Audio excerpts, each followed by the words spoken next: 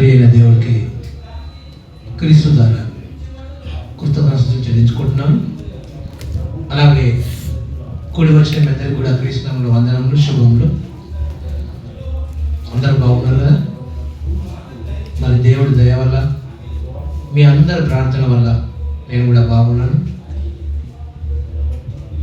మరి ఈరోజు వాక్యంలోకి వెళ్ళే ముందు మరి దేవుడి సహాయం కోరుకొని ప్రార్థించుకొని మన వాక్యంలోకి వెళ్దాము. దయచేసి అందరూ కళ్ళు మూసుకొని తలలు వచ్చి ఏకీభవించాల్సిందిగా మమ్మల్ని మిక్కిలిగా ప్రేమించిన మా ప్రియ పరలోకపు తండ్రి, దేవా నీకు స్తుతులు, స్తోత్రములు తండ్రి. భూమి ఆకాశంలో సృజించిన మా సర్వోన్నతులైన దేవానికి వందనాలు ప్రభువా. ఇదిగో తండ్రి, మరొకసారి నా ప్రభువా మా జీవితంలో మరొక దినం మీరు దయచేసి ప్రభువా ఆయన ఇదిగో సంఘంగా కూడుకోవడానికి తండ్రి మీరు ఇచ్చిన ఈ సమయాన్ని బట్టి నీకు వందనాలు ప్రభువా. నా తండ్రి నాయన ప్రారంభ మొదలుకొని ఆయన పాటలతో మీరు తోడున్న దేవానికి వందనాలు. ఇదిగో తండ్రి, కీర్తన భాగంలో మీరు తోడుండి తనని నడిపించారు నాయన. ఇదిగో నాయన మరొకసారి ప్రభా నాకు ఇచ్చిన ఈ సమయాన్ని బట్టి నీకు వందనాలు తండ్రి. నాలో ఏ అర్హత లేనప్పటికీ నా ప్రభా కేవలం నీ కృప చేత నన్ను ఇంతవరకు నడిపించి నాయన నన్ను సజీవంగా నిలబెట్టిన తండ్రి, మీ ప్రియబిడ్డలకు కావాల్సిన ఆత్మీయ ఆహారాన్ని నా ద్వారా ప్రభా వారికి దయచేసిన విధానం బట్టి నీకు వందనాలు. చెప్పబోతున్న మాటలు ప్రభా నావే కాకుండా ప్రభా మీ 66 పుస్తకాల నుండి ప్రభా వాటిని వివరించే భాగ్యాన్ని దయచేయండి. నీ పరిశుద్ధాత్మ సహాయం నాకు తోడుగా ఉండి నా తండ్రి వాటిని వివరించే జ్ఞాన బుద్ధిని నాకు దయచేయండి తండ్రి. వినవలసిన చెవులు, గ్రహించే మనసు నా సహోదరులందరికీ దయచేయమని, తోడుండి నాకు నడిపించమని నజరేయుడైన యేసుక్రీస్తు నామమున ప్రార్థన బతిలాడి వేడుకుంటున్నాము పరమ తండ్రి. ఆమేన్. ప్రియమైన వాళ్ళరా, గత ఇంతకుముందు 2 వారాలుగా మనం కొన్ని సందేహమైన వార్తలు విన్నాం, అంటే మన వాక్యాలు విన్నాం. దయ్యం ఎలా పుట్టిందనే విషయాన్ని మనం తెలుసుకున్నాం ఒక వారంలో. అలాగే దాని తంత్రాల్లో ప్రాముఖ్యమైనది డబ్బు అనే విషయాన్ని కూడా మనం మాట్లాడుకున్నాము. ఇంకా మనం ముందుకెళ్ళినట్టయితే సాతానుడు మనపై కోపంతో రగిలిపోతున్నాడని మనం ఇంతకుముందు విన్నాం గత చివరి సందేశంలో. కేవలం మనల్ని పరలోకానికి వెళ్ళకుండా అనే ఉద్దేశంతోనే ఆడు ఎన్నో తంత్రాలను, ఎన్నో అవాంతరాలను తంత్రాలుగా ప్రవేశపెట్టి మనల్ని పరలోకం వెళ్ళలేకుండా చేస్తున్నాడు. అందులో మానవ శరీరం గురించి వాడు మనపై చేసిన తంత్రం గురించి ఈరోజు మనము 66 పుస్తకాల్లో ఉన్న గ్రంథాన్ని మనం ధ్యానిద్దాం. మానవ శరీరం అంటే దేవుడు మనకి ఇచ్చిందిగా మనకు అర్థమవుతుంది. ప్రియమైన వాళ్ళారా, మట్టితో మానవుని నిర్మించి తనలో ఉన్న ఆత్మను మట్టి బొమ్మలోకి ప్రవేశపెట్టి మనల్ని మానవునిగా నిర్మించి మరి లోకానికి దేవుడు పంపించాడు. ఎందుకు మనల్ని మానవ దేహ శరీరాన్ని దేవుడు మనకి ఇస్తున్నాడు అని అంటే, ఈ భూమి మీదకి వచ్చిన మనము ఆయన కొరకు బతకాలన్నదే ఆయన సంకల్పంలోనే కోరిక. ఎందుకు దేవుడు మానవ శరీరాన్ని మలుస్తున్నాడు అంటే కేవలం అది ఆయన కొరకు బతకాలన్నదే, ఆయన కొరకు జీవించాలి, లోకంలో ఆయన ఘనపరచాలి, పరిశుద్ధంగా జీవించాలనే విషయాన్నే ఆయన మనకు చెప్తున్నాడు. అదే విషయమై మనం గ్రంథంలోకి వెళ్ళి చూసినట్టయితే దయచేసి అందరూ తెరవండి. ఎఫెసీయులకు రాసిన పత్రిక 1వ అధ్యాయము, ఎఫెసీయులకు రాసిన పత్రిక 1వ అధ్యాయం 11వ వచనం. మరియు క్రీస్తునందు ముందుగా నిరీక్షించిన మనము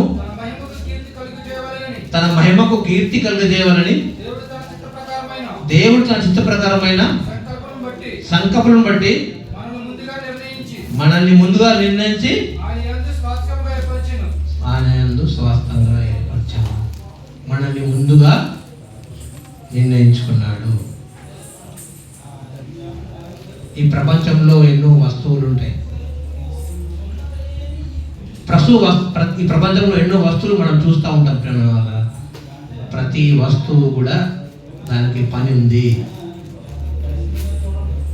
ఇప్పుడు మన ఇంట్లో ఎన్నో వస్తువులు ఉంటాయి. సపోజ్ గ్రైండర్ ఉందనుకోండి,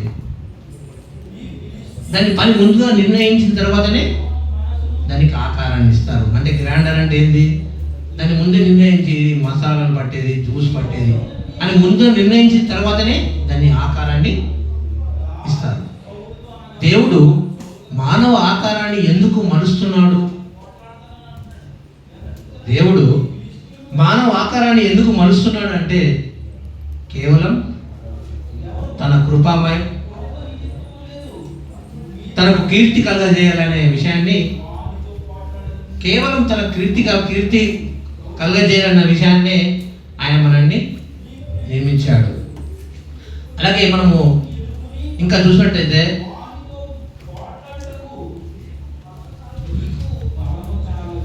ఎఫెసీయులకు పత్రిక 1వ అధ్యాయము 4 నుంచి 6 వచనాలు. ప్రేమ ఎట్లనగా తన ప్రియునియందు తాను ఉచితంగా మనకు అనుగ్రహించిన తన కృపామహిమ కీర్తి కలిగినట్టు తన చిత్త ప్రకారమైన దయా సంకల్పం చొప్పున యేసుక్రీస్తు ద్వారా తన కుమారులుగా స్వీకరించటకై ముందుగా తన కోసం నిర్ణయించుకొని మనము తన ఎదుట పరిశుద్ధులను నిర్దోషులమై ఉండవలనని జగత్తు పునాది వేయబడక ముందే ప్రేమ చేత ఆయన క్రీస్తులో మనల్ని ఏర్పరచుకోండి. ఏమండి, ఈ భాగం మనం పరిచినట్టయితే ముందుగా జగత్తు పునాది వేయబడక ముందే క్రీస్తులో మనల్ని ఏర్పరచుకోండి. ఎందుచేత కేవలం ఆయన కృపను బట్టి మనం ఏర్పరచుకున్నాడు. అలాగే రెండో విషయం ఏమంటుందంటే పరిశుద్ధులుగా ఉండాలని ఈ విషయంలో మనకు చెప్తున్నాడు. ఎఫెసీయులకు పత్రిక 4వ అధ్యాయంలో మనం ఎలా ఉండాలి, 11వ అధ్యాయం వరకు మనం ఏం చేయాలనే విషయాన్ని క్లుప్తంగా మనం చెప్తున్నాడు. ముందుగా నిర్ణయించుకున్నాడు, తన కృపామహిమకు కీర్తి కలగజేయాలని ముందు నిర్ణయించుకున్నాడు. అలాగే మనం పరిశుద్ధులుగా ఉండాలని దేవుడు నిర్ణయించుకున్నాడు ముందు. ఎందుకు దేవుడు ఇలాంటి సంకల్పంతో మనకు ఉన్నాడు?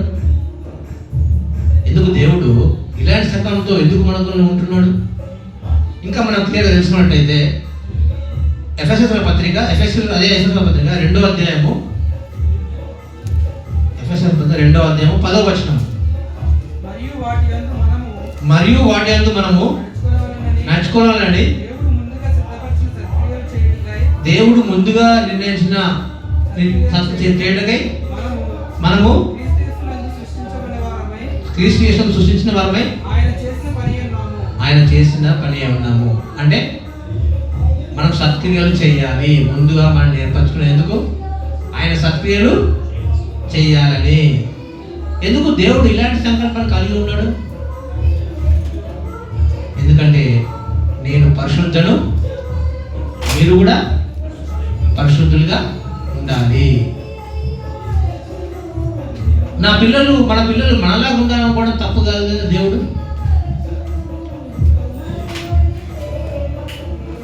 దేవుడు ఇలాంటి ఆలోచన కలిగి ఉండడం తప్పు కాదు కదా. నేను పని చేస్తున్నాను, మీరును పని చేయాలి. నేను పరిశుద్ధులను, మీరు కూడా పరిశుద్ధులై ఉండాలి. తన పిల్లలు తనలాగా ఉండాలనుకోవడం తప్పులేదు కదా. అలాగే నేను పని చేశాను, ఆయన కష్టాన్ని గురించి మనం చూసినట్టయితే మరొక మాట, ఆదికాండము 2వ అధ్యాయము 1వ వచనము. ఆకాశమును భూమియు వాటిలో ఉన్న సమస్తమును సంపూర్తి చేయబడును.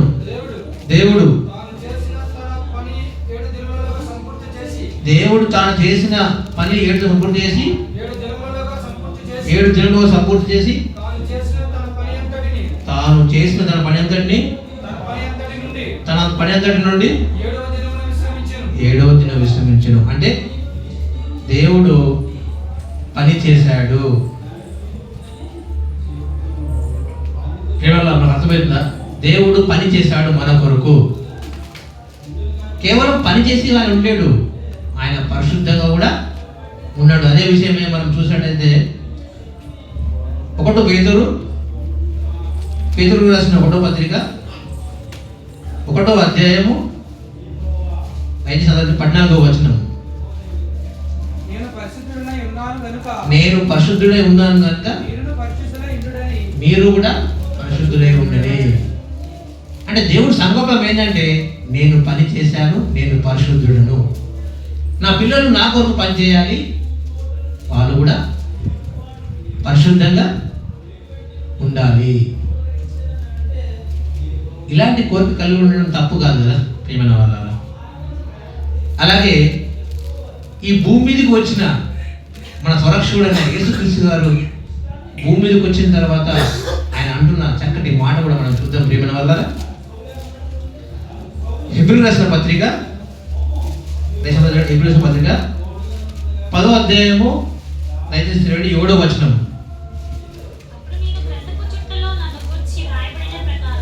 అప్పుడు నేను గ్రంథపు చుట్టలో నా గురించి రాయబడిన ప్రకారము దేవా నీ చిత్తము నెరవేర్చుటకు ఇదిగో నేను వచ్చి ఉన్నాను. అంటే పని చేయడానికి నేను వచ్చాను, పని చేయడానికి నేను వచ్చాను.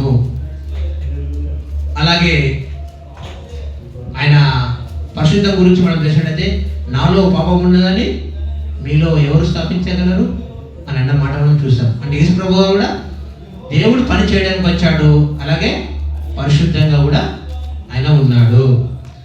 తండ్రి ఎలా ఉన్నాడో ప్రభువైన క్రీస్తు అలా ఉన్నారు. ప్రభువైన క్రీస్తు ఎలా ఉన్నాడు, తండ్రి ఎలా ఉన్నాడో ఆయన పిల్లలు మనం కూడా అలా ఉండాలని దేవుడిది అనాది కాల సంకల్పం. అలాగే ప్రియమైన వాళ్ళారా, మనం ఇంకా చూసినట్టయితే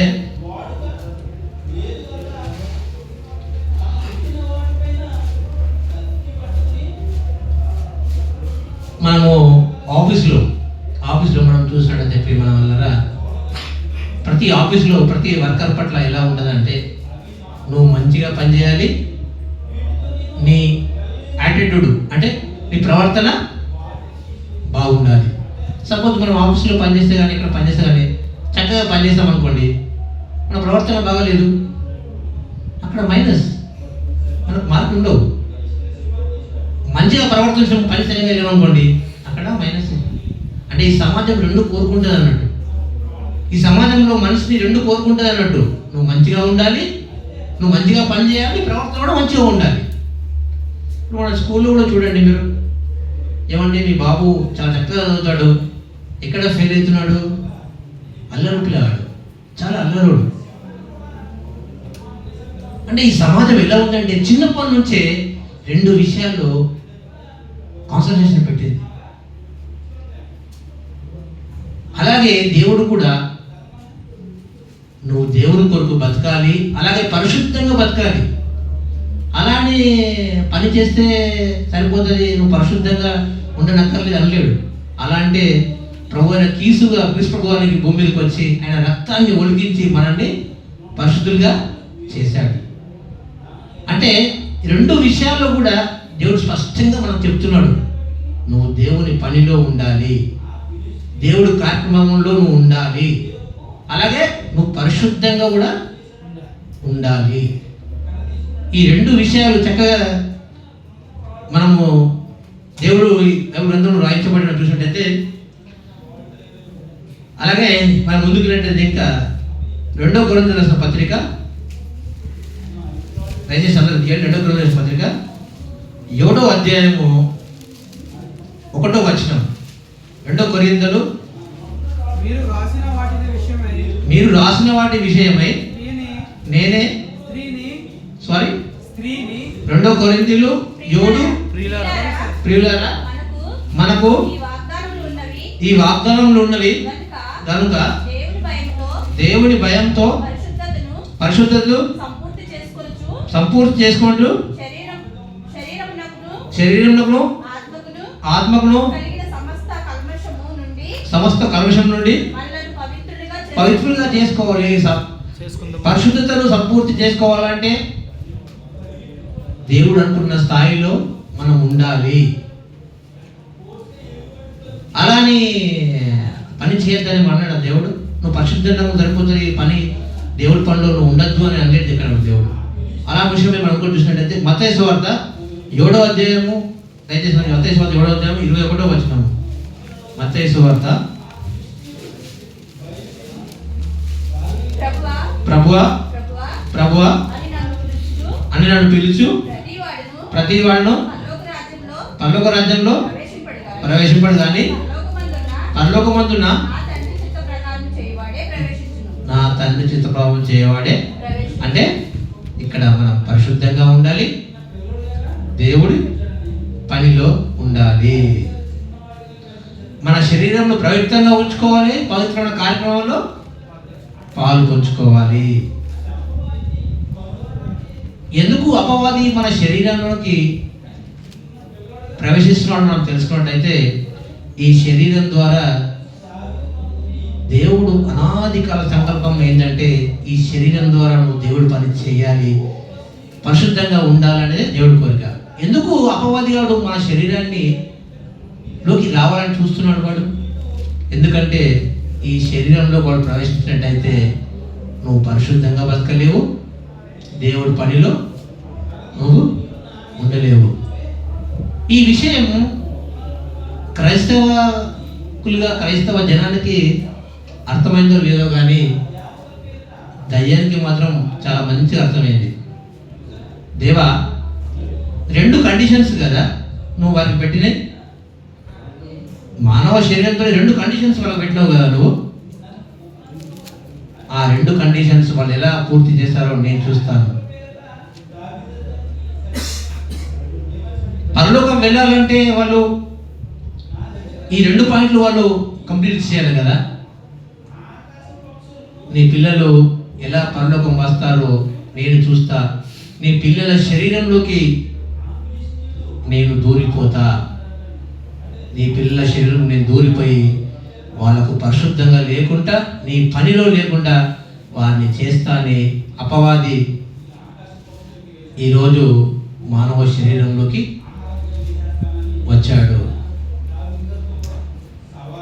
వచ్చాడా ప్రేమణ వాళ్ళ శరీరంలోకి వచ్చాడు. మానవ శరీరంలోకి వచ్చి మనిషిని ఎలా తయారు చేశాడనే విషయాన్ని మనం చూసినట్టయితే, దయచేసి గలతీయులకు రాసిన పత్రిక 5వ అధ్యాయము, దయచేసి అందరూ చేయండి. గలతీయులకు రాసిన పత్రిక 5వ అధ్యాయము 19వ వచనం.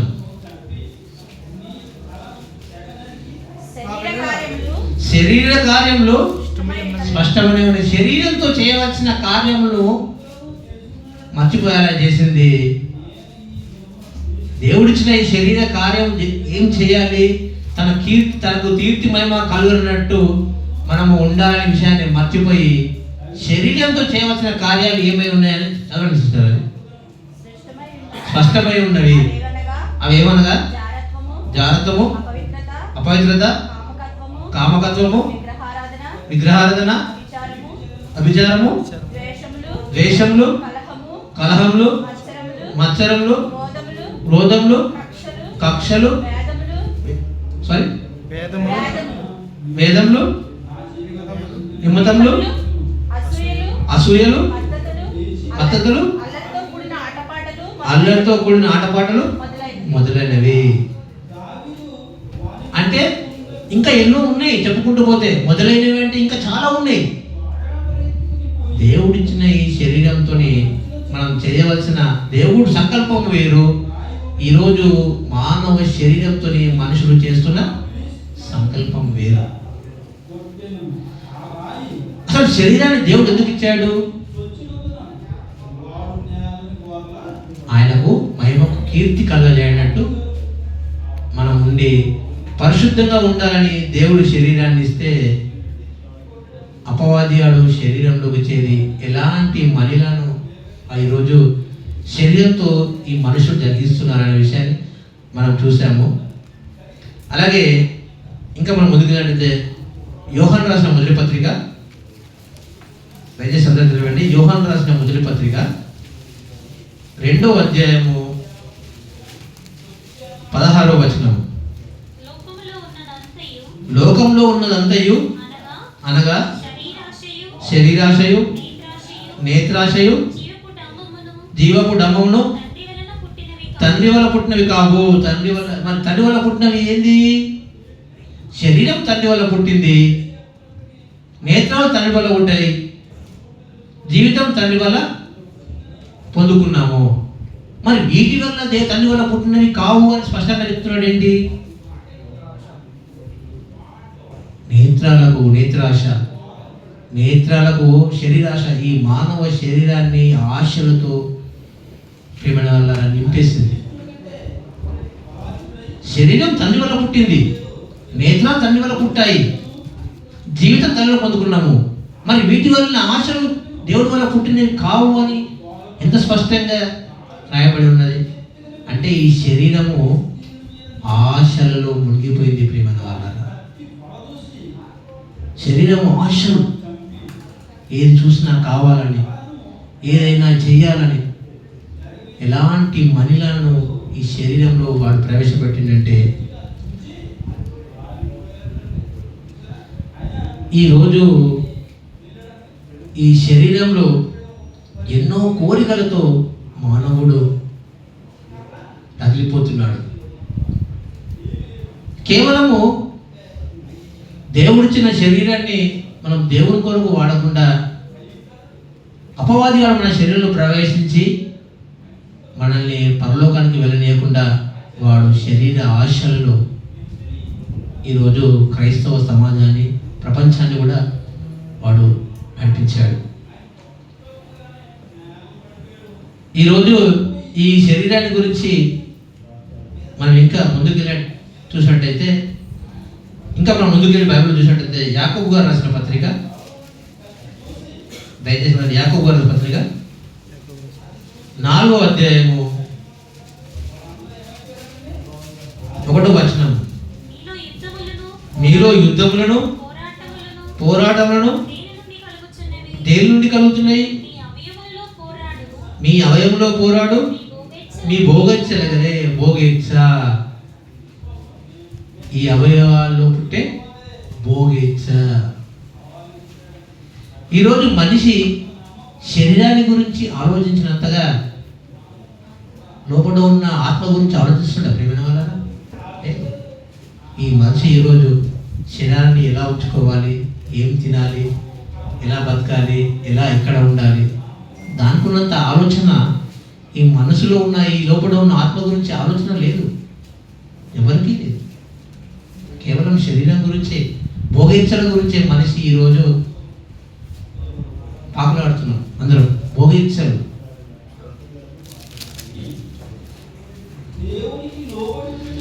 అలాగే ఇంకా మనం ముందుకెళ్ళినట్టయితే మత్తయి సువార్త 15వ అధ్యాయము, దయచేసి మత్తయి సువార్త 15వ అధ్యాయము 18-19 వచనాలు. నోట నుండి బయటకు వచ్చినవి హృదయం నుండి వచ్చును. ఇవే మనుషుని అపవిత్రపరచుని గ్రహింపగలరా? దురాలోచనలు, నరహత్యలు, వ్యభిచారములు, వేశ్యాగమనములు, దొంగతనములు, అబద్ధ సాక్ష్యములు, దేవదూషణలు. ఏంటండి హృదయంలో ఎన్ని పెట్టాడు? దేవుడు వాక్యం ఉండాల్సిన హృదయంలో ఎన్ని పెట్టాడు చూడండి. హృదయంలో దేవుడు వాక్యం ఉండాల్సింది ఎన్ని హృదయంలో పెట్టాడు వాడు.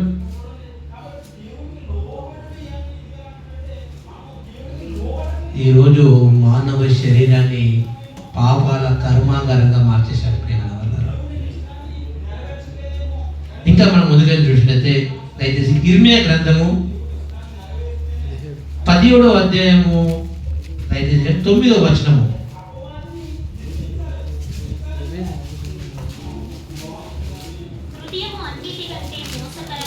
హృదయము అన్నిటికంటే మోసకరమైనది, అది ఘోరమైన వ్యాధి కలదని దాన్ని గ్రహింపగలవాడు. ఏంటి హృదయం ఎంత మోసకరమైనదా? ఏంటి ఇలా తయారు చేశాడు మనిషిని? ఒక మానవ శరీరాన్ని దయ్యము ఇలా తయారు చేసింది చూడండి ప్రియమైన వల్ల. ఈరోజు శరీరము ఎన్నో కోరికలతో ఇలా తూగిపోతుంది ప్రియమైన వల్ల. అలాగే ఇంకో మనం పౌల్ గారి మాటల్లో మనం చూసినట్లయితే ఎఫెసీయులకు రాసిన పత్రిక 2వ అధ్యాయము 2వ వచనము. ఎఫెసీయులకు రాసిన పత్రిక 2వ అధ్యాయము 2వ వచనము. మీరు వాటిని చేయించు వాయుమండలమైన సంబంధ అధిపతిని అనగా అవిధేయులైన వారిని ఇప్పుడు ప్రేరేపించే శక్తికి అధిపతిని అనుసరించి ఈ అంటే ప్రేరేపించుడు అపవాది ప్రేరేపణ వాడి ప్రేరేపణ. ఈ రోజు అపవాదులు ప్రేరేపిస్తున్నాడు.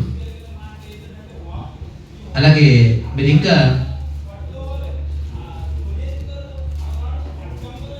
ప్రభు అయిన క్రీస్తు గారు ఈ లోకానికి వచ్చినప్పుడు ఇదే శరీరాన్ని గురించి చెప్తున్న మాటలు ఈరోజు సాయంకాల సమయంలో మనకు అర్థం కావాలి. దయచేసి మీరు చూడండి ఆ మాటలు. మార్కు సువార్త 9వ అధ్యాయము 43వ వచనము. దయచేసి మార్కు సువార్త 9:43. ఈ చెయ్యి అభ్యంతరపరచడం ఎలా? దాన్ని నరికివేయము. నీవు 2 చేతులు కలిగి నరకంలో ఆరని అగ్నిలోకి పోవడం కంటే అంగని కూడవై జీవంలో ప్రవేశించటం మేలు. నీ పాదములు నిన్ను అభ్యంతరపరిచిన ఎడల దాన్ని నరికివేయము. 2 పాదములు కలిగి నరకంలో ప్రవేశించడం కంటే ఒంటివాడివై నిత్య జీవంలో ప్రవేశించడం మేలు. నీ కన్ను నేను అభ్యంతరపడిన ఎడల తీసి పారవేయము. 2 కన్నులు కలిగి నరకంలో ప్రవేశించడం కంటే ఒక కన్ను కలుగవాడవై దేవుని రాజ్యం. కాబట్టి దేవుడు ఇచ్చిన ఆకారంలో తీసేయి అంటున్నాడు ప్రేమైన వాళ్ళరా. దేవుడు అనాదికాల సంకల్పంలో నిర్మించుకున్న ఈ శరీరాన్ని ఈరోజు ఏమంటాడు? తీసేయి నరికి పారేయి. చూడండి ప్రేమైన వాళ్ళ, దేవుడు ఎంతో ఆయన ప్రేమ సంకల్పం చొప్పున మనల్ని ఆయన నిర్మించుకున్నాడు. అదే నిర్మించుకున్న ఈ ఆకారం ద్వారా ఈ ఆకారంతో మనము దేవుని కొరకు బతకాలి అన్నవాడు ఆకారంలో ఉంటున్న అవయవాలను తీసేయి నరికేయి అంటున్నాడు. నరికేసేయి. ఎలాంటి స్థితికి ఈరోజు మనుషులు మనం దిగజారిపోయినది. తీసేయి. కన్ను అభివృద్ధిపరిచిందా? తీసేయి. కాలు అభివృద్ధిపరిచిందా? తీసేయి. ఉంచాలి దాన్ని. ఎందుకంటే అది ఉంచుకొని నరకంలో పోయాకంటే అది లేకుండా ఒకటి ఉన్న జీవంలో ప్రవేశించటం మేలు అంటున్నాడు. చూడండి, దేవుడు అనాదికాల సంకల్పాన్ని దయ్యము ఎలాంటి స్థితికి తీసుకొచ్చింది ఈరోజు ఈ సాయంకాలం మాటలు మనం అర్థం కావాలి. మానవ శరీరంతో మనం చేయాల్సింది ఏంది? ఈరోజు మనుషులు చేస్తున్నామా ఏంది?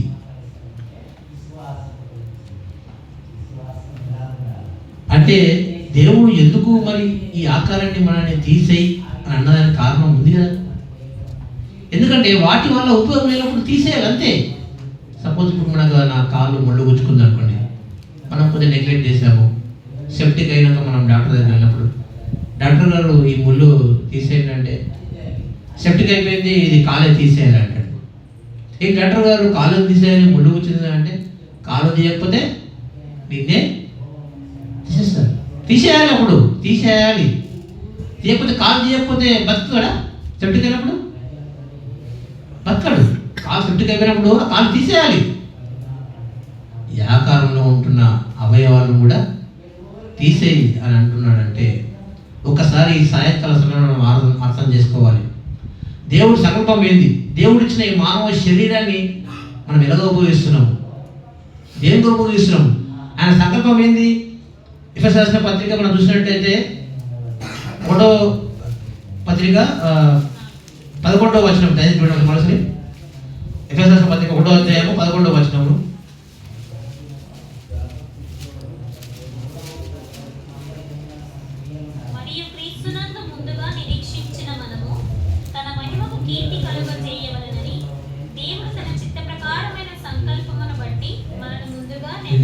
తన మహిమకు ఈ శరీరంతో ఆయనకు కీర్తి కలగజేయాలి అని ఆయన అనుకుంటే, ఈ శరీరంతో ఈరోజు మానవ జీవితం ఎలా చేస్తున్నారనే విషయాలు మనం చూస్తున్నాం.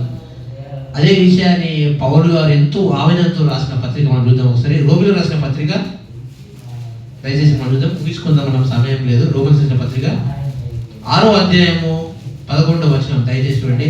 6:12 సారీ.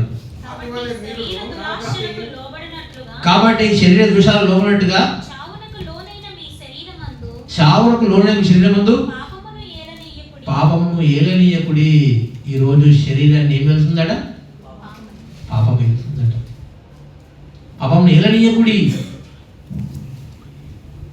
ప్రేమైన వాళ్ళ దయచేసి దేవుడు అనాదికాల సంకల్పాన్ని మనం ఈ శరీరంగా ఉన్నప్పుడు ఈ శరీరంతో ఆయన పని చేస్తూ పరిశుద్ధంగా ఆ శరీరంతో ఆయన పని చేసి ఈ ఉన్న అవయవాలు చక్కగా దేవుని కొరకు వాడి మనం ఈ లోకంలో ఉన్న రోజులు కూడా ఆయన కొరకు పరిశుద్ధంగా బతికి పరిశుద్ధమైన కార్యాల్లో మనం ముందుకుండి ఆయన కొరకు జీవించి ఆయన కొరకు మరణించి ఆయన ఉన్న లోకానికి మనం అందరం చేరుకోవాలని మీ అందరినీ మనస్ఫూర్తిగా కోరుకుంటున్నాను. ఈ వాక్యం ఇంతటితో ముగిసింది. దయచేసి కలుగుతున్నాను. కృపగల తండ్రి, జీవంగల రాజా, జీవాధిపతి, సర్వ సృష్టికర్త, భూమి ఆకాశాన్ని సృష్టించిన సర్వోన్నతుడైన దేవునికి వందనాలు ప్రభు. ఇదిగో ఈ సాయంకాల సమయంలో చక్కగా ప్రభు తండ్రి, ఇదిగో నాయన మీరు సంకల్పం బట్టి తండ్రి నాయన ఇదిగో చక్కటి మాటలు ప్రభా మీకు వీడియో ఇచ్చాను తండ్రి. తప్పుగా మాటలు క్షమించండి తండ్రి. మీ అనాదికాల సంకల్పన ప్రభావ మేము నెరవేర్చే ఈ అవయాలతో ప్రభావ ఈ శరీరంతో మేము నెరవేర్చే బిడ్డగా మమ్మల్ని అందరించండి తండ్రి. పరిశుద్ధమైన కార్యాల్లో నేను నా సహోదరి సహోదరులందరూ ప్రభావ ఉండి ఆయన మరణించి మీ అందరిని చేరుకునే కృపను నాకు నా సహోదరి సహోదరులు మనందరికీ దయచేయమని నజరేయుడైన యేసుక్రీస్తు నామమున ప్రార్థన బతిలాడి వేడుకుంటున్నాను పరమ తండ్రి.